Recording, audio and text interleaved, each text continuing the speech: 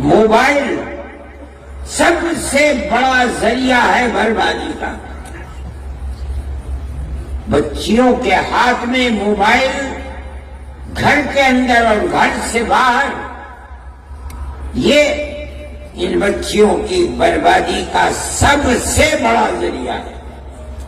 ایسے واقعات ہوتے ہیں لڑکوں میں، لڑکیوں میں، جو برائیاں پھیل رہی ہیں، اگر ان کے ہاتھ کو نہیں پکڑیں گے تو ایک دو نسلوں کے بعد آپ کی ان آبادیوں کے اندر ٹوپی پہننے والے اور مسجدوں کو آباد کرنے والے لوگ نہیں ملیں گے، خدا نخواستہ. پہلے بھی بتاتے ہیں کہ لوگوں کے اندر جوا، سٹا، شراب، بدکاری پہلے سے بہت زیادہ ہے، اور یہ چیز آپ کی بھی عفت و پاک دامنی کے اوپر پھٹا لگائے گی. دنیا کے اندر آج وہ طبقے ابھر رہے ہیں، طاقتور بن رہے ہیں، جن کا مقصد یہ بنا ہوا ہے کہ وہ مسلمان بچیوں کو آوارہ گردی کا شکار بنائیں. ناچاقی اور مسائل کے پیدا ہونے پر تو بجائے اس کے کہ وہ کورٹ میں جائیں، محکمہ شرعی کے کام کرنے والے لوگوں کے سامنے اپنی تحریر دیں گے کہ ہمارے اختلافات ہیں، ہم آپ کو حکم بناتے ہیں اور آپ جو فیصلہ کریں گے ہمیں منظور ہوگا. ان کو حکم بنا کر سالس کے طریقے کے اوپر رکھیں، معاملات کو رکھیں، اور وہ اللہ کو اپنے سامنے حاضر و ناظر سمجھ کر بغیر کسی روح رعایت کے قرآن و حدیث کو اپنے سامنے رکھ کر اس کے مطابق فیصلہ دیں.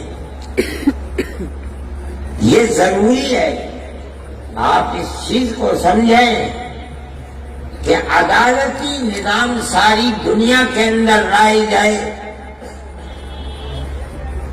آپ اگر حکم اور حاکم بن کر بیٹھیں گے تو آپ کے خلاف مقدمے ہوں گے، آپ ہار جائیں گے، آپ کا نظام بند ہو جائے گا.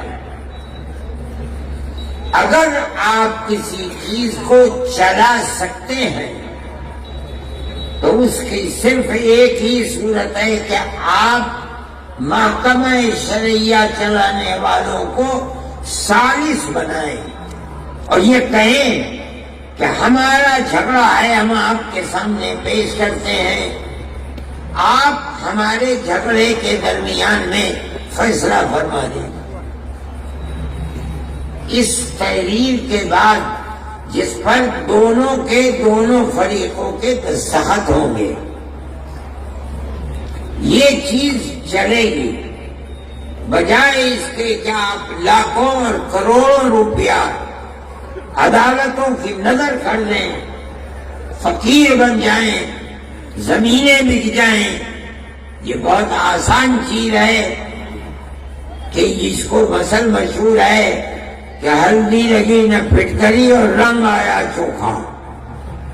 اس طریقے پر آپ کام کر سکیں گے. لیکن میں حضرت مولانا سے عرض کرتا ہوں کہ جو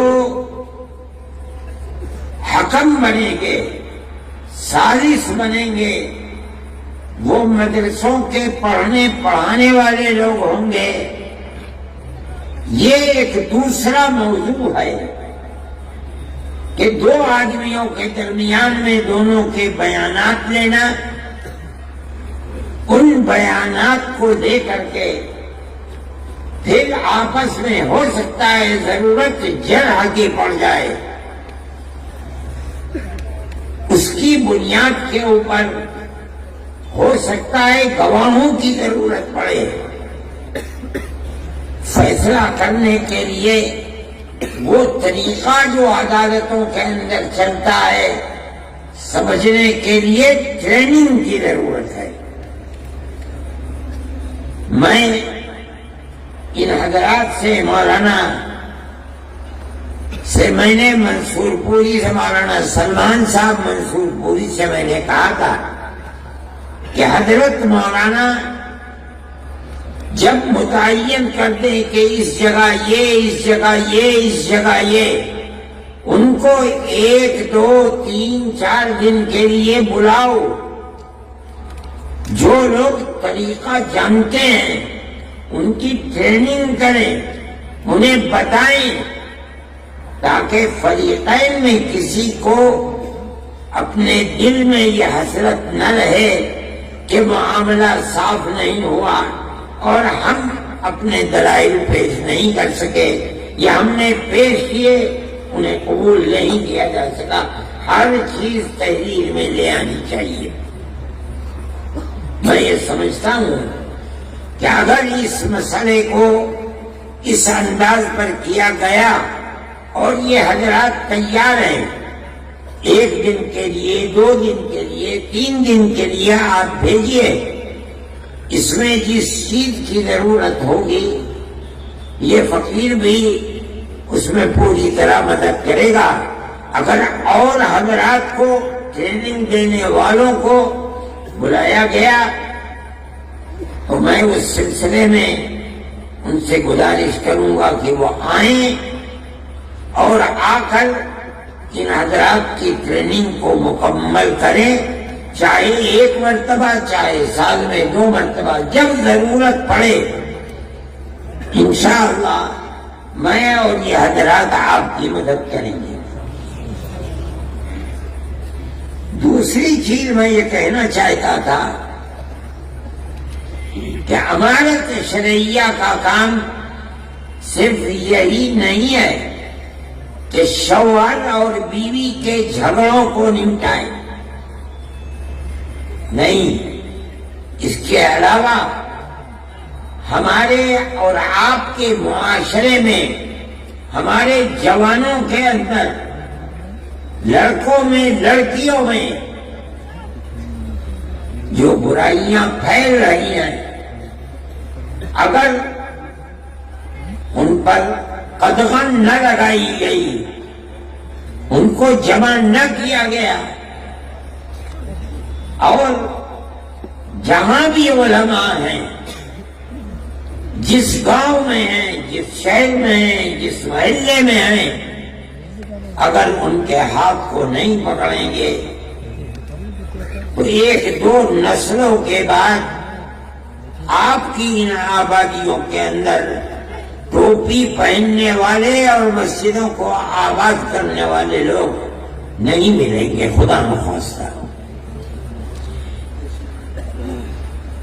امانت شرعیہ کے ساتھ بہت علماء جڑے ہوئے ہیں، پڑھائیے بھی، اس کے ساتھ ساتھ طلباء پر نظر بھی رکھیے، ان کی تربیت بھی کیجیے، مطالعہ بھی کیجیے، اس کے ساتھ ساتھ ہر جوان کو دیکھ بھال کر کے اس کے ہاتھ کو پکڑنا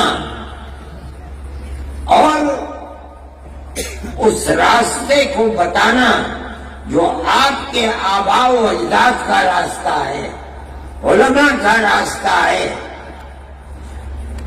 اللہ کے نبی کا بتایا ہوا راستہ ہے، اس راستے پر لے کے چلے۔ یہ بھی امانت شرعیہ کا ایک بنیادی طریقہ کار ہے، اگر آپ اس کو نہیں اپنائیں گے تو آپ کا کام مکمل نہیں ہے۔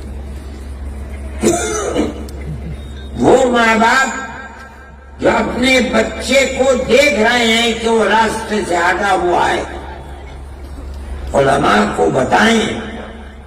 علماء کا یہ فرض ہے کہ جائے، قریب کرے، محبت اور پیار کے ساتھ سمجھائے اور امر بالمعروف اور نہی عن المنکر کر کے اس کو سیدھے راستے پر لائے. یہ فرض ہے.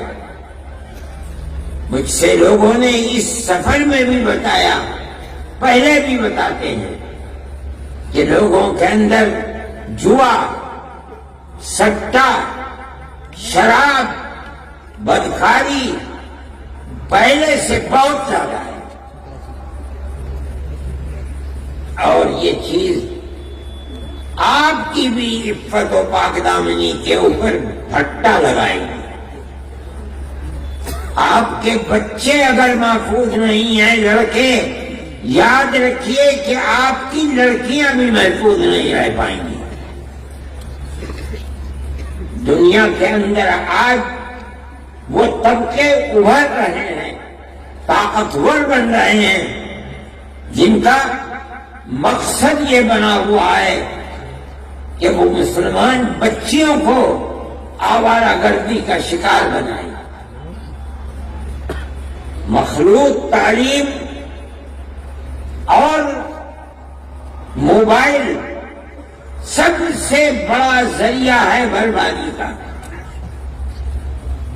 بچیوں کے ہاتھ میں موبائل، گھر کے اندر اور گھر سے باہر، یہ ان بچیوں کی بربادی کا سب سے بڑا ذریعہ ہے. ایسے واقعات ہوتے ہیں کہ بچیاں مخلوط تعلیم کے اندر نہیں ہیں، لڑکیاں لڑکیوں کے اسکول میں ہیں، لڑکے لڑکوں کے اسکول میں ہیں. اس کے باوجود ایک تو وہ ٹیچر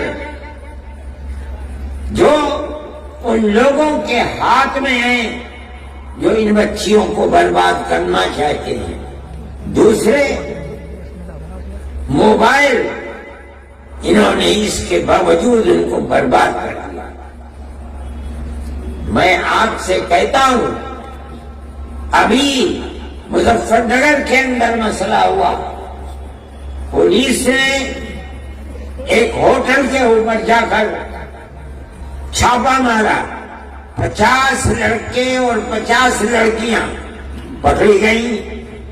جب پردہ اٹھا ان کے اوپر سے تو تقریباً 36 یا 36 سے زائد لڑکیاں مسلمان بچیاں تھیں. یہ بچیاں، حیرت کی بات یہ ہے کہ اس اسکول کی پڑھنے والی تھیں جو اسکول صرف بچیوں کے لیے ہے. سوال پیدا ہوتا ہے کہ ان لڑکوں سے جو مسلمان لڑکے نہیں تھے، ان کا تعلق کیسے پیدا ہوا؟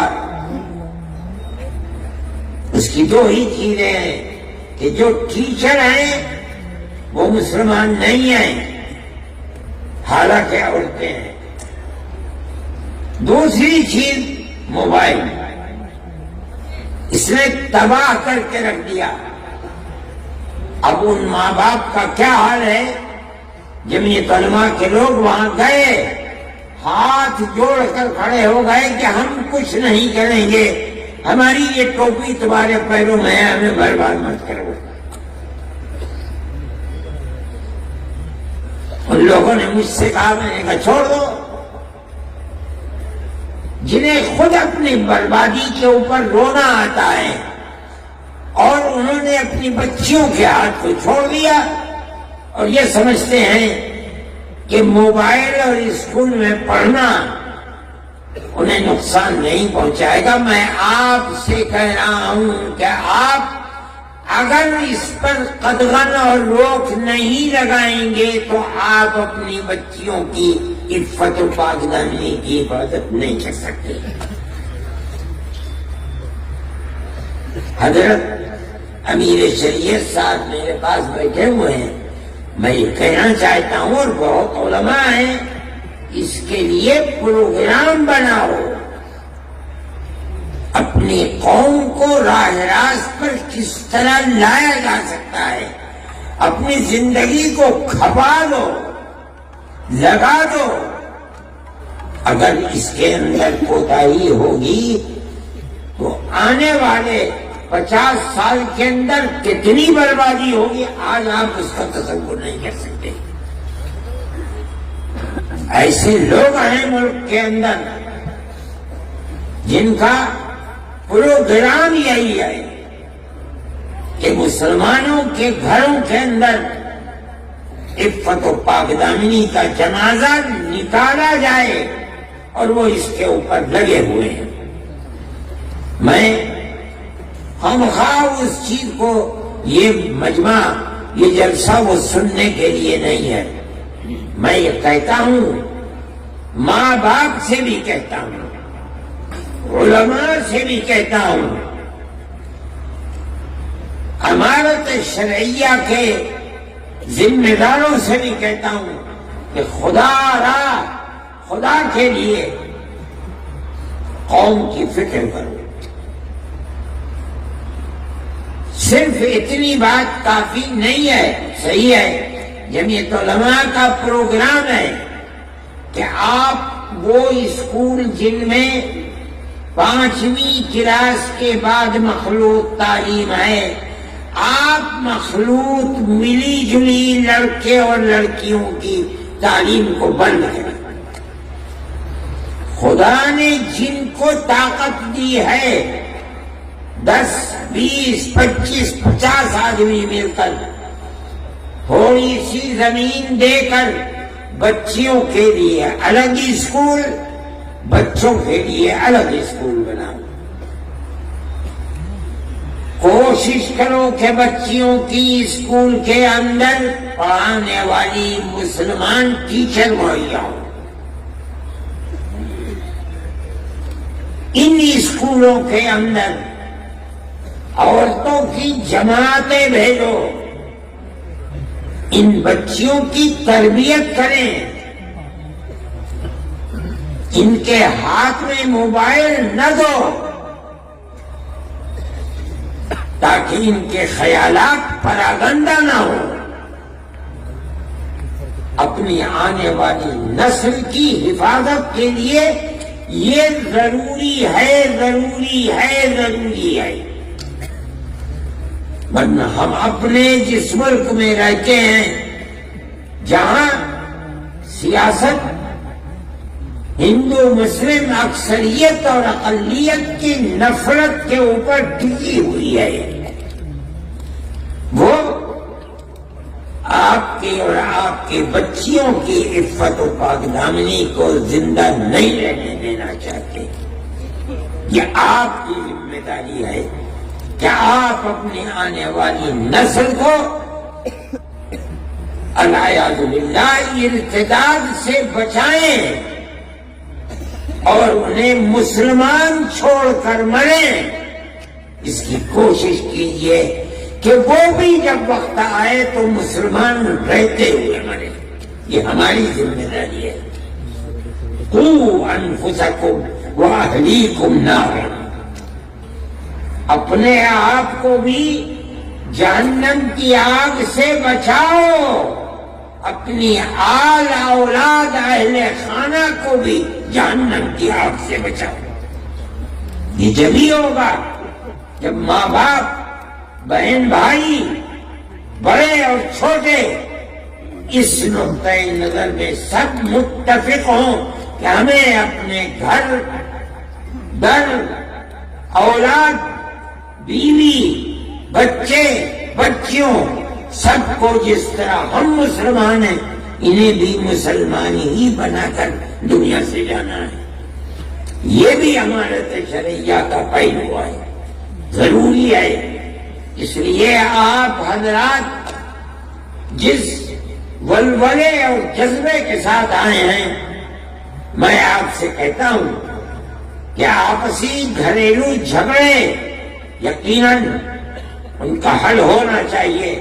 امارت شرعیہ کا پلیٹ فارم اس کے لیے نہایت ضروری ہے، لیکن صرف یہی امارت شرعیہ کا کام ہے اور کچھ نہیں. غلط ہے.